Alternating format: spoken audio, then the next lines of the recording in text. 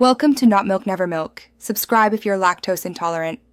You start by verifying hardware and software. Check that your display and device support Auto HDR and HDR10 or HLG, and update the OS and GPU drivers so the pipeline is current. Next, plug a certified HDR cable and select the display's HDR input mode.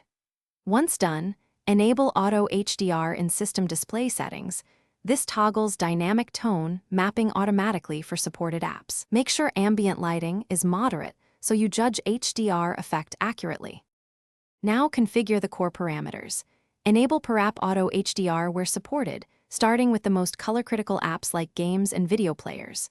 Then calibrate brightness, contrast, and color profile. Use a known HDR reference clip to guide adjustments because Auto HDR remaps highlights and shadows differently. Once done, run HDR test patterns and inspect skin tones, specular highlights, and shadow detail. If colors look off, tweak color temperature and gamma while observing the same test footage.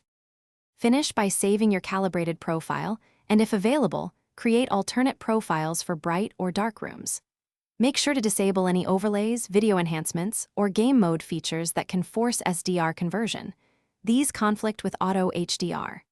If Auto HDR misbehaves, flicker, crushed blacks, or washed highlights, try rolling back a recent driver, reset the display's HDR settings, and reboot. One key troubleshooting tip: test another HDR source to isolate whether the issue. Thanks for watching. If this was helpful, leave a like and consider subscribing. See you next time.